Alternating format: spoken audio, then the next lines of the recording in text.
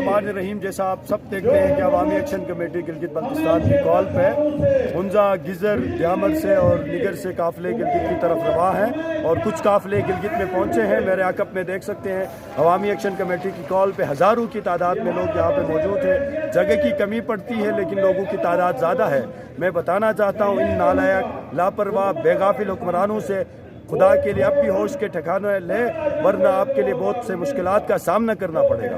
عوامی action committee کا عوامی مفاد کی خاطر 15 نکاتی چارٹر آف ڈیمانڈ ہم نے پیش کیا ہے۔ اگر ہمارے 15 نکاتی چارٹر آف ڈیمانڈ پہ اگر یہ حکومت عمل درآمد نہیں کر سکتی ہے تو ہم اس حکومت کو چین سے بیٹھنے نہیں دیں گے اور انشاءاللہ ہم اس اسمبلی کا تالہ بندی کریں گے اور عوامی اسمبلی لگانے پہ مجبور ہوں گے۔ عوامی ایکشن کمیٹی بارہا کہتی ہے کہ گلگت بلتستان کے غیور اور غیرت مند اور بہادر عوام کا آئینی، جمہوری اور قانونی حق ہے سبسڈی۔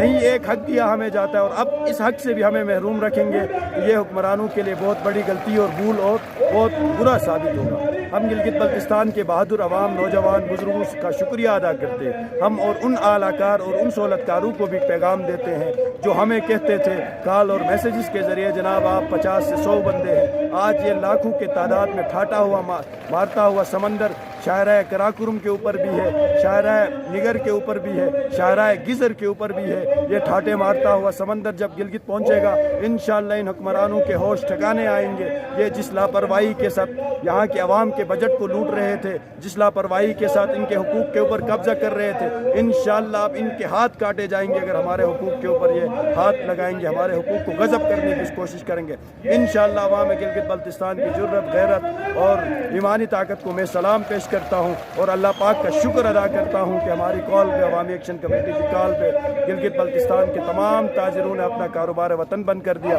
تمام transport, private transport, government transport بند ہو گئی، تمام پرائیویٹ اسکول بند ہو گئے، تمام پرائیویٹ ہاسپٹل بند ہو گئے۔ یقیناً یہ عوام گلگت بلتستان کا فتح ہے، یہ عوام گلگت بلتستان کا اتحاد اور اتفاق کا منہ بولتا ثبوت ہے اور ان سازشی اعلیٰ کو میرا پیغام ہے اب آپ کی وہ جو ہے وہ سازشیں، جو اعلیٰ کاری، سہولت کاری اور یہاں کے لوگوں کو علاقہ پرستی، یہاں کے لوگوں کو قوم پرستی، یہاں کے لوگوں کو فرقہ پرستی میں تقسیم کر کے اپنے مفادات لیتے تھے، اب آپ کے سارے کاروبار بند ہو گئے۔ انشاءاللہ گلگت بلتستان کے عوام یکجا ہو گئے ہیں، سب گلگت بلتستانی بن گئے ہیں، سب قوم بن گئے۔ انشاءاللہ وہ دن دور نہیں، ہم اپنے پورے آئینی حقوق سمیت اپنے 76 سالہ غصب شدہ حقوق کو حاصل کر کے ان حکمرانوں کو بتائیں گے۔